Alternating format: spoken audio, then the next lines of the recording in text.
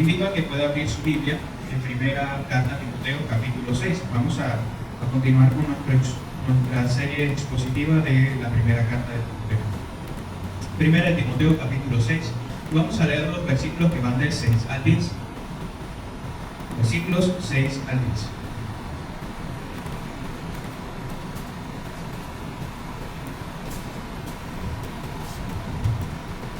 Dice la palabra del Señor: pero gran ganancia es la piedad acompañada de contentamiento, porque nada hemos traído a este mundo y sin duda nada podemos sacar. Así que teniendo sustento y abrigo, estemos contentos con esto, porque los que quieren enriquecerse caen en tentación y lazo, y en muchas codicias necias y dañosas, que hunden a los hombres en destrucción y perdición, porque raíz de todos los males es el amor al dinero, el cual codiciando algunos se extraviaron de la fe y fueron traspasados de muchos dolores. Vamos a leerlo hasta ahí nada más. El tema del dinero siempre es algo espinoso de lo cual hablamos. Es algo que en algún sentido es delicado, pues una pequeña desviación de lo que la Biblia dice acerca del dinero provocará que la idea sea presentada más como el mundo piensa que como Cristo mismo lo ha presentado en su propia palabra. Repito, una desviación, por pequeña que sea, acerca de lo que el Señor enseña en su palabra, ocasionará que la idea que tengamos acerca del dinero se parezca más a la del mundo que a Cristo mismo. Recordemos que nuestro pecado no tiene compasión de nosotros, para nada, a tal punto que si usted le da la mano, Él se agarra el brazo y hasta a veces más. No confíe en usted mismo, no confíe en su orgullo, no confíe en nada que tenga que ver con usted. Su corazón es engañoso. En ese sentido, si nos desviamos un poco en nuestro orgullo y vanidad, y estoy hablando en relación con el dinero, vamos a querer justificar cualquier pensamiento que busque la gloria del hombre y no la gloria de Dios en el tema de la economía o en el tema del dinero, en la forma en la que manejamos nuestras finanzas. Si nosotros tan siquiera diéramos cabida a nuestra forma de pensar y no a lo que el Señor dice, vamos a terminar justamente como lo acabamos de leer en los versículos hace un momento. El dinero es un asunto por el cual debemos evaluar siempre nuestras vidas. Debe ser una evaluación constante, pues se trata del día a día en esta era. ¿Hasta qué punto? Bueno, en estos tiempos, como en el tiempo de nuestro Señor Jesucristo, sabemos que las personas siempre andan detrás de algo, ¿verdad? En el tiempo del Señor Jesús, quizás aquello que la gente buscaba más era comida, bebida y vestimenta. Eso era aquello por lo cual las personas se afanaban, ¿verdad? Eso es lo que dice ya en Mateo capítulo 6, versículo 25. Hoy sigue siendo así, sin embargo, parece haber mucho más énfasis en el hecho de que las personas van más tras el dinero que por estas cosas que son normales para la vida, como la comida, la bebida y la vestimenta. Más bien eso pareciera que estuviera en un segundo plano y que el tema del dinero esté siempre en el primer plano en la vida de las personas hoy en estos tiempos. Entonces es evidente que la mayoría en estos tiempos corre tras el dinero para poder satisfacer un estilo de vida el cual quieren llevar. Y eso es algo fácilmente confirmable. Usted puede salir y ver por qué las personas trabajan. Pregunte, haga la evaluación y dígale, ¿por qué tú estás trabajando? Y obviamente tiene que hacer esa pregunta a personas de diferentes estratos sociales. Aquí es donde viene una pregunta y que sirve también para evaluar nuestras propias vidas y como algo introductorio a este tema. ¿Puede uno estar contento con el dinero? ¿Puede uno estar contento con el dinero? Una simple lectura de este texto de hoy nos mostrará que por causa de nuestro pecado podríamos experimentar un falso contentamiento, algo momentáneo, algo temporal, que dejará un amargo deseo de cada vez más dinero. Así que si la pregunta es si usted puede hallar contentamiento con el dinero, déjeme decirle que no. El dinero no va a contentar su vida. El dinero no va a contentar su vida. Más bien, mire lo que dice aquí Eclesiastés capítulo 5, versículo 10. Eclesiastés 5:10 dice: el que ama el dinero no se saciará de dinero. Eso lo dice Salomón. Y el que ama el mucho tener no sacará fruto. También esto es vanidad. Quiero leerlo aquí. El que ama el dinero no se saciará de dinero, y el que ama el mucho tener no sacará fruto.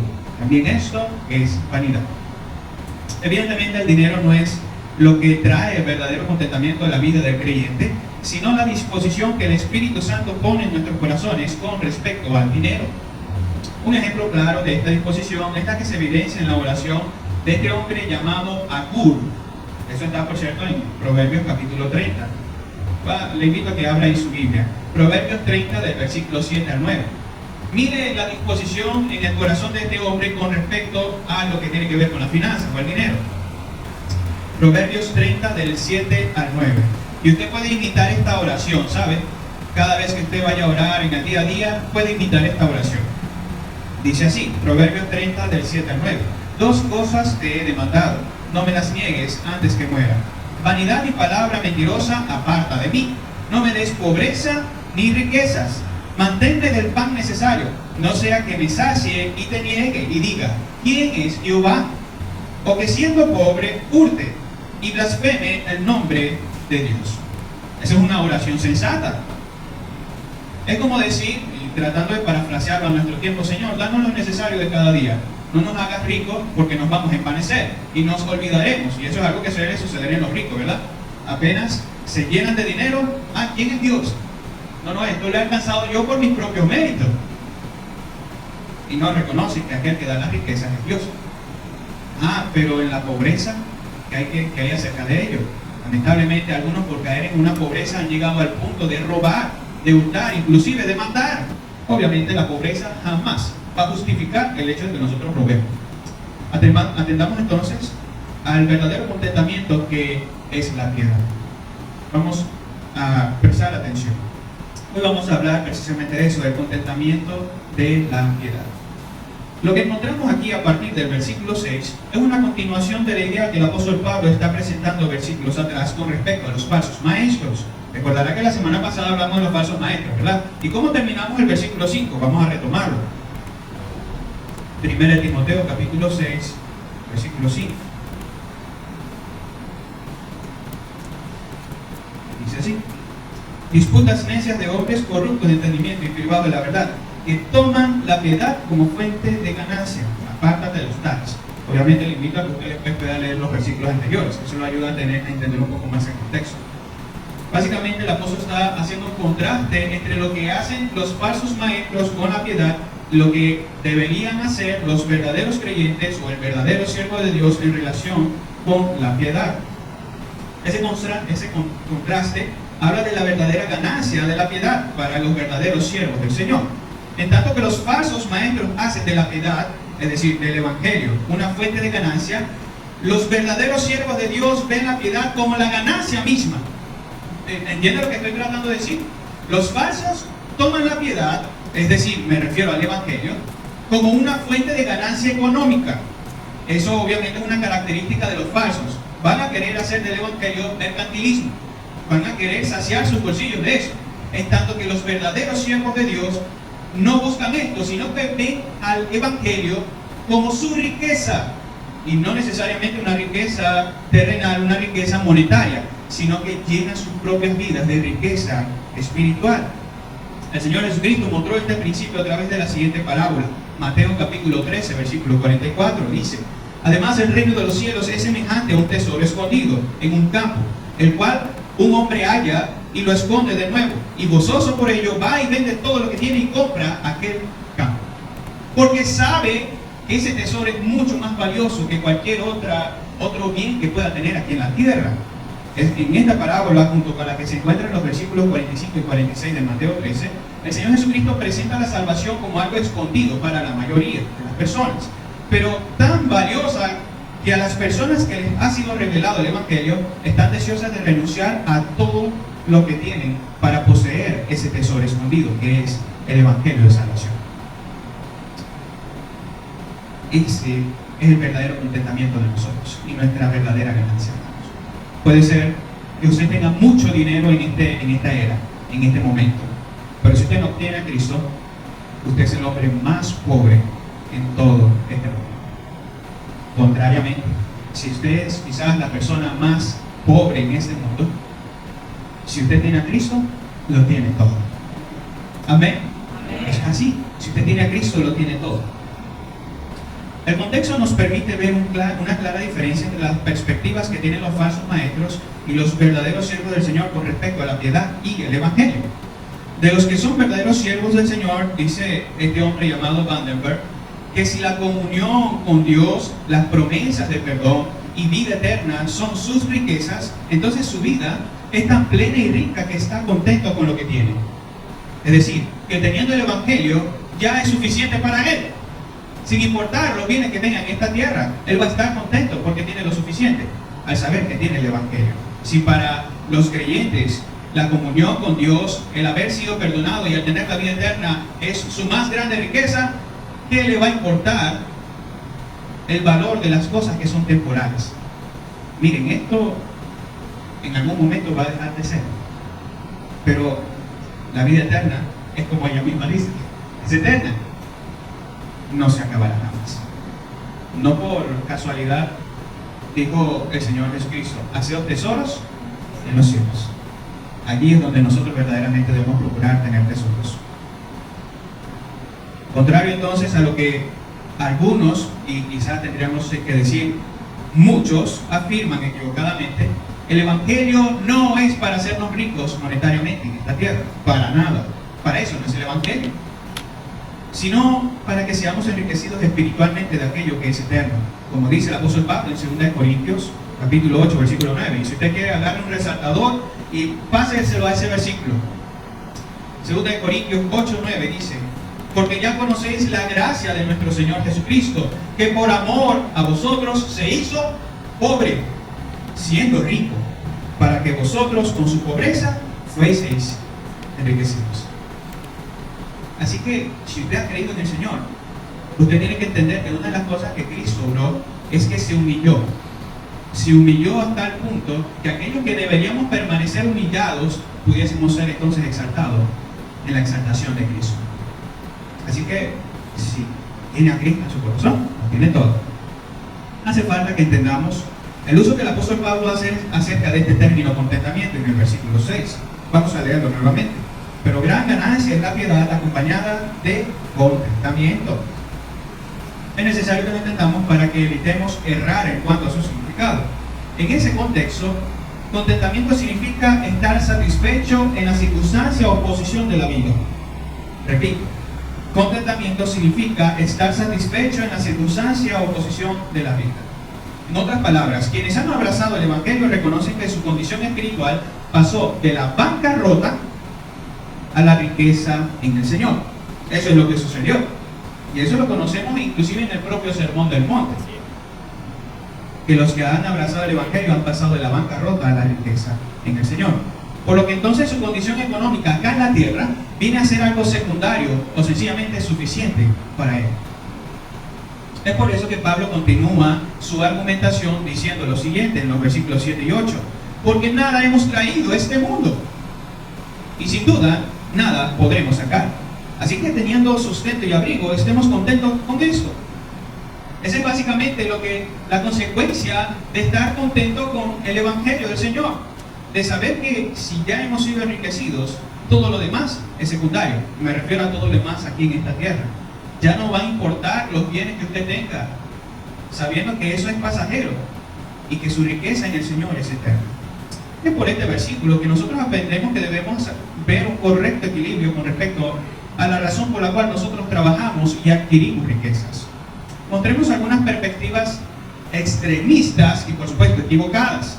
Voy a mostrarles por lo menos dos perspectivas extremistas y equivocadas en relación con el dinero y las riquezas o la pobreza. En primer lugar, hay un grupo de personas que tachan como algo pecaminoso el hecho de que los miembros del pueblo de Dios sean ricos. Hay personas que dicen eso, que creen que ser ricos es malo. En tanto que hay un segundo grupo que piensa que quienes son pobres es porque están bajo maldición o pecado. Eso es peor que lo primero. Que si son pobres es porque están en maldición o en pecado. ¿Han escuchado ustedes eso alguna vez? Eso es lo que dice el Evangelio de la prosperidad. Ese que dice que si usted no tiene nada es porque está bajo maldición y tiene que pactar para salir de esa maldición. Ay, hermano, querido oyente, es una manipulación del enemigo. Como bien podrá usted deducir, entonces, ambas posturas son incorrectas. Son extremos incorrectos. Debe haber un equilibrio. La Biblia nos enseña que ser rico o pobre no es algo malo. De hecho, mire lo que nos enseña la palabra de Dios. En primer libro de Samuel, capítulo 2, versículo 7, mire esta declaración. Jehová empobrece y Él enriquece. Abate y enaltece. Querido hermano, querido oyente, mire, usted puede tener todo el deseo de enriquecerse, con lo cual yo le diría, tenga cuidado. Pero ese deseo no va a ser suficiente si Dios no permite que eso suceda.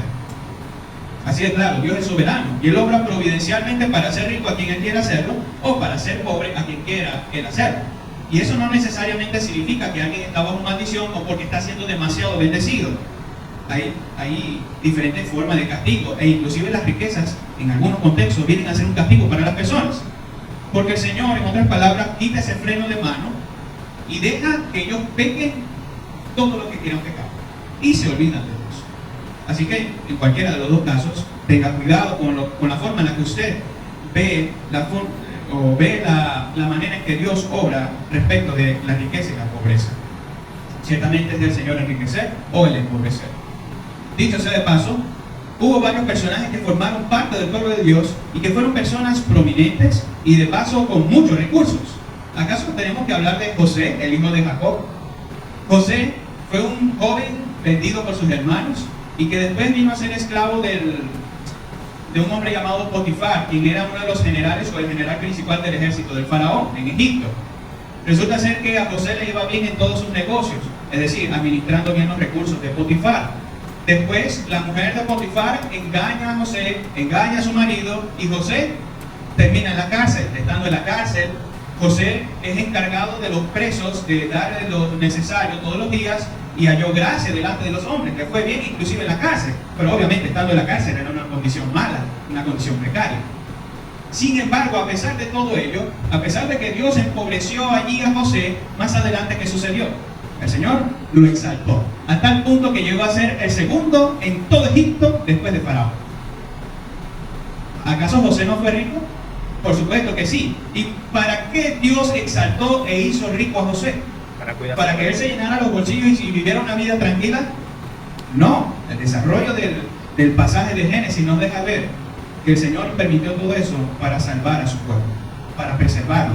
Porque después que sus hermanos lo vendieron y sucedió todo esto, su propia familia vino de Canaán a Egipto buscando comida y nada más y nada menos que se encontraron con su hermano José al segundo mando después de Faraón.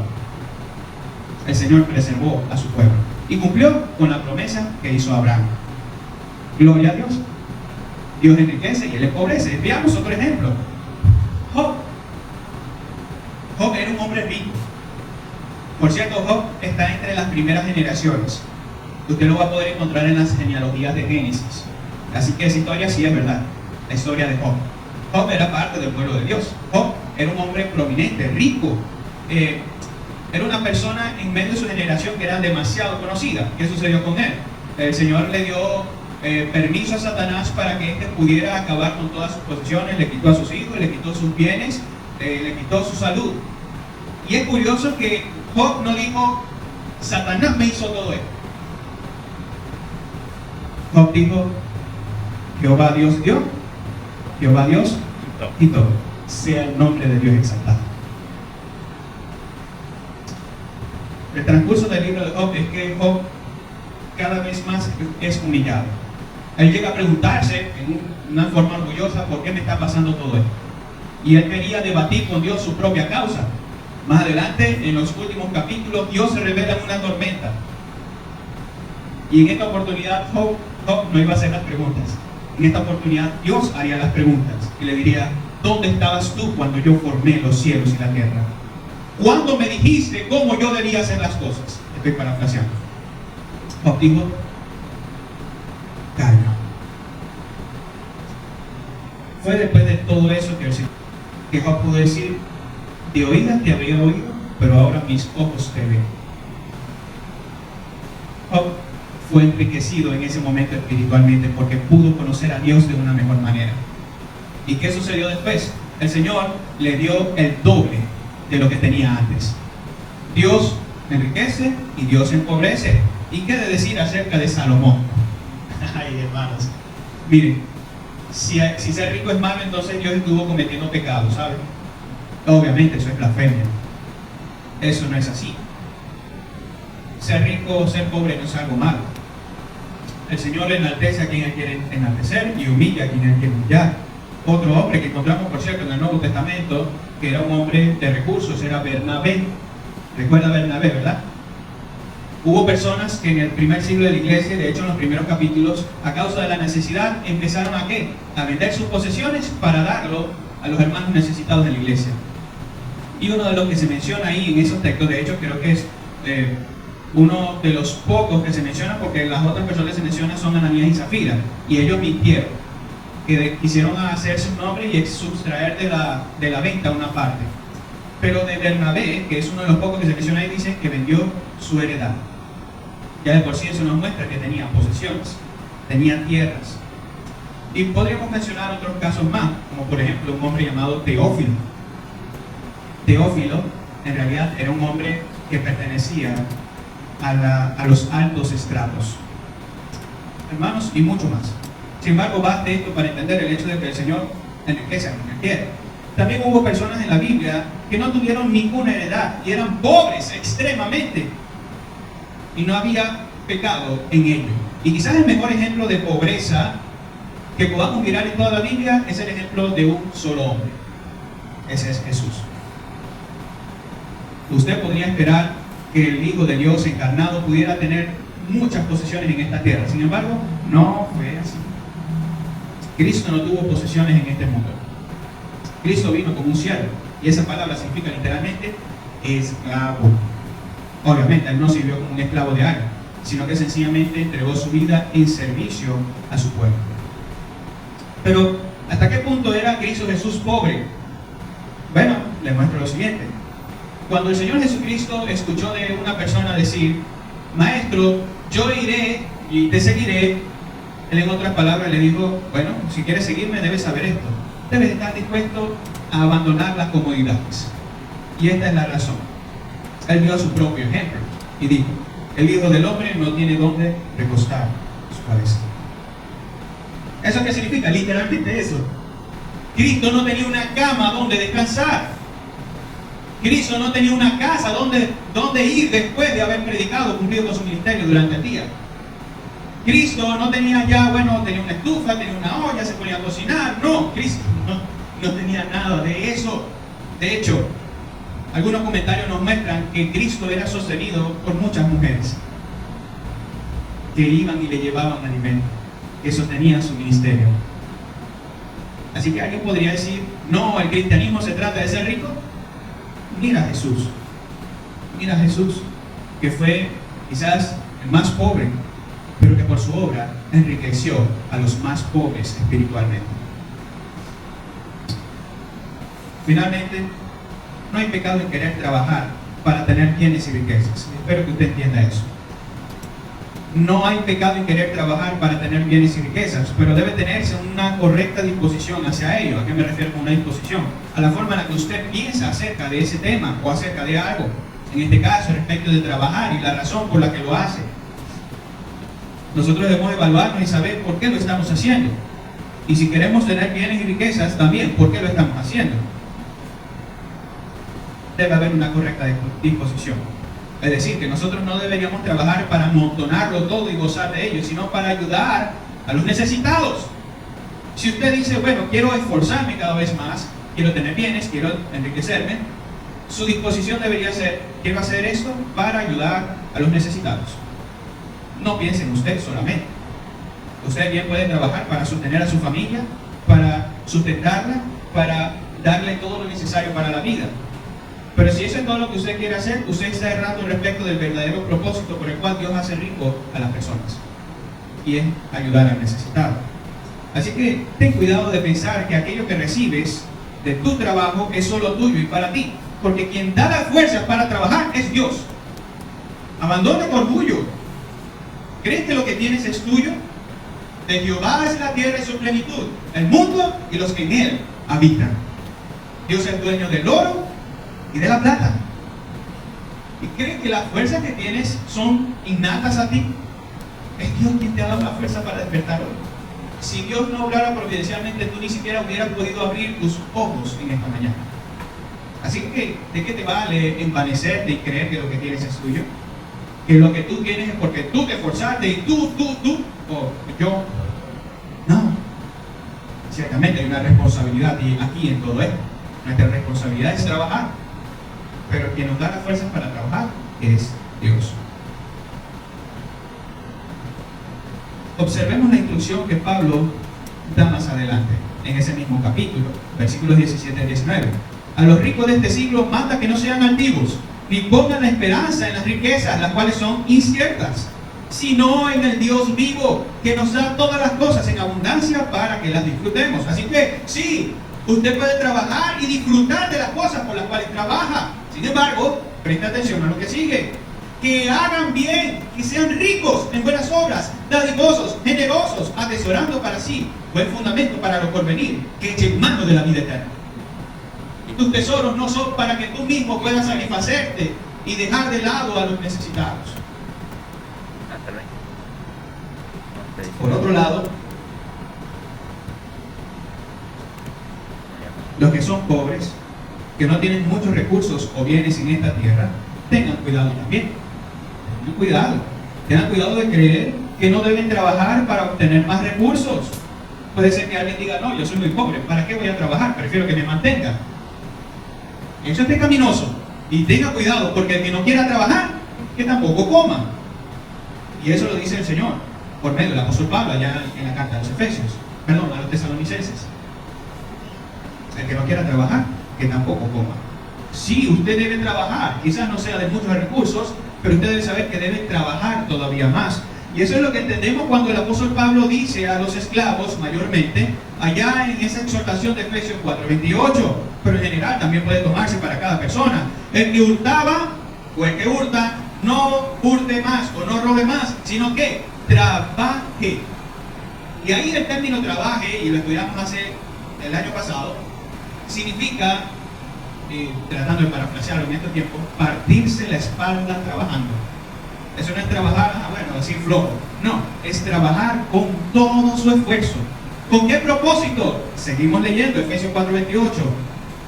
Si no trabaje haciendo con sus manos lo que es bueno, para que tenga que compartir con el que padece necesidad. Sí, usted debe trabajar. Usted debe procurar satisfacer sus propias necesidades. Pero no se olvide que también hay otros que pueden estar trabajando y no tienen lo necesario para la vida. Eso es parte de lo que también hablamos en otro tiempo.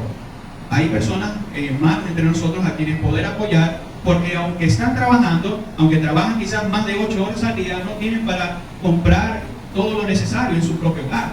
¿Qué hacemos con eso? ¿Cerramos nuestros ojos y volteamos la mirada? No, esa es su propia responsabilidad. No, tenemos que ayudarnos unos a otros. Y es precisamente por ese deseo de querer ayudar al necesitado que deberíamos trabajar más. Gastar nuestras fuerzas en aquello que es bueno, en aquello que es delante de Dios algo agradable a sus ojos, por supuesto. Trabajar para la gloria de Dios y para ayudar a nuestros hermanos. Esta instrucción se dio entonces mayormente a estas personas que estaban en una condición, un estrato social muy pobre. Amados, tanto el que se enriquece como el que está en una condición pobre debe saber eso, que ambos deben esforzarse para ayudar al necesitado.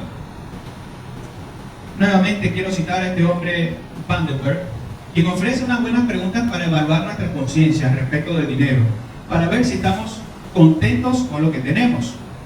Él pregunta lo siguiente: ¿podemos prescindir de nuestras comodidades? ¿Podemos prescindir de nuestras comodidades? ¿Seríamos felices en una casa más sencilla, con menos lujo y con un salario mínimo?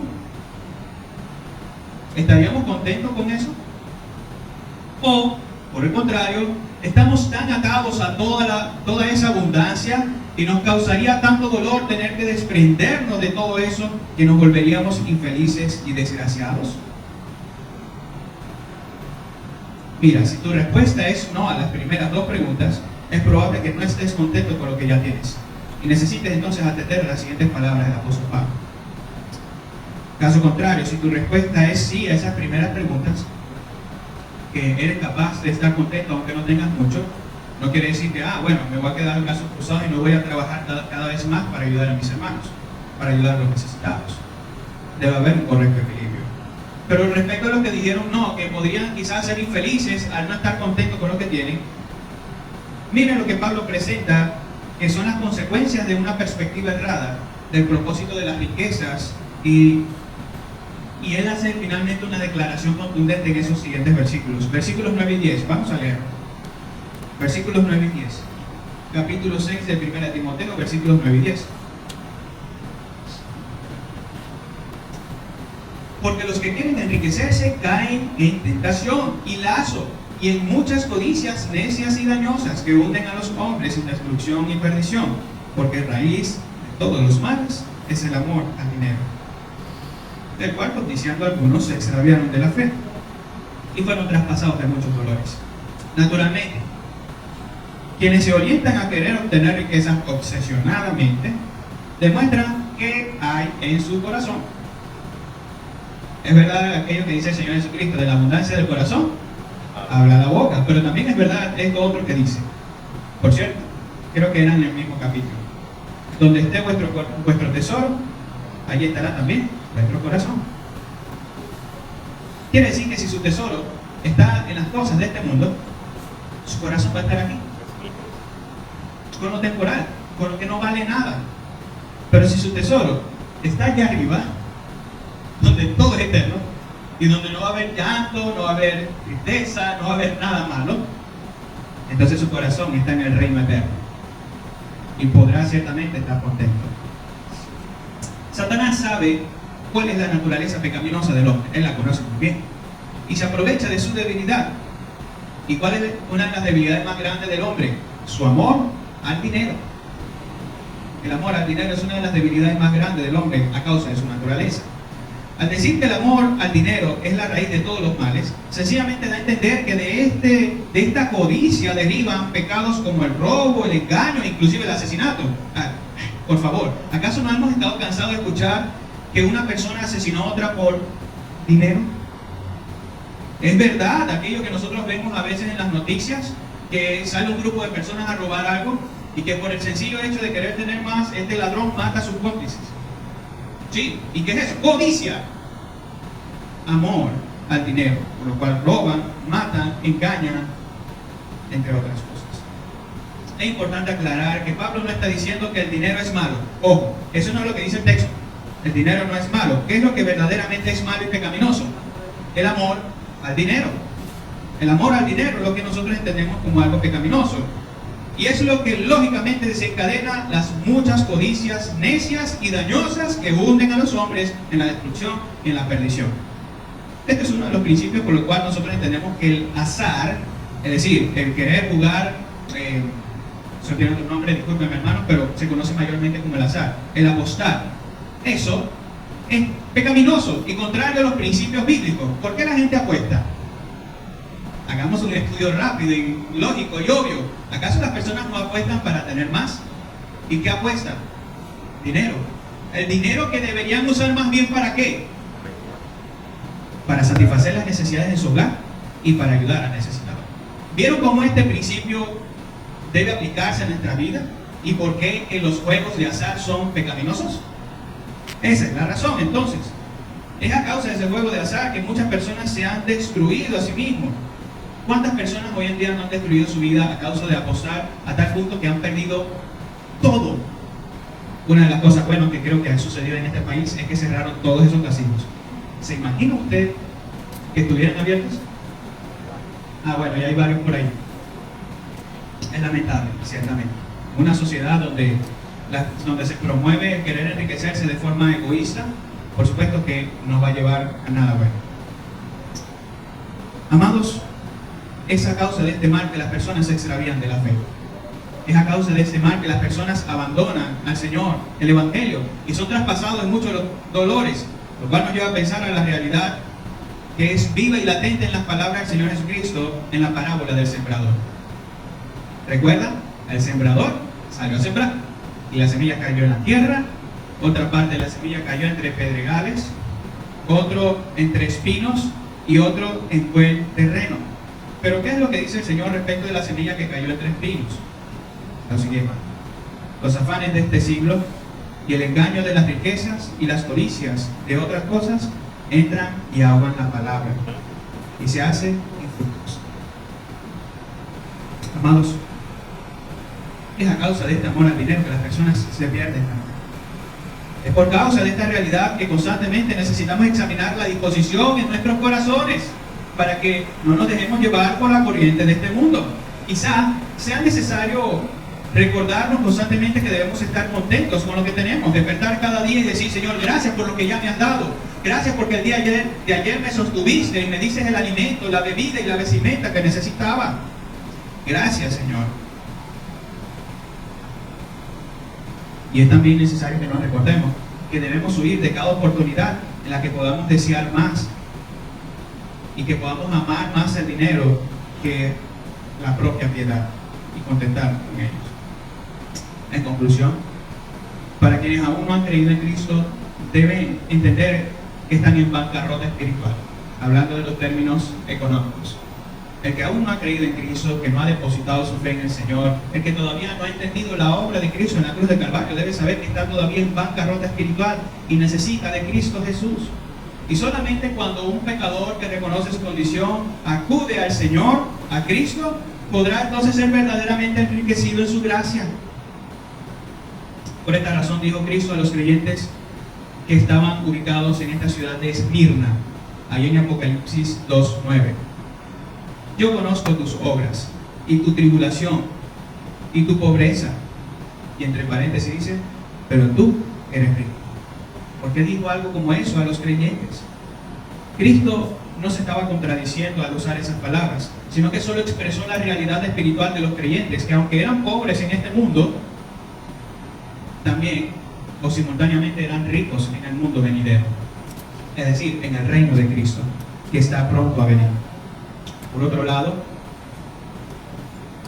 se requiere de quienes ya creen que se contenten con lo que ya han recibido de Dios, que no codicien las cosas de este mundo, sino que, como nos enseña el Señor, podamos más bien hacer tesoros en los cielos, donde ni la polilla ni el orín corrompen, y donde ladrones no minan ni hurtan, porque donde esté vuestro tesoro, allí estará también vuestro corazón.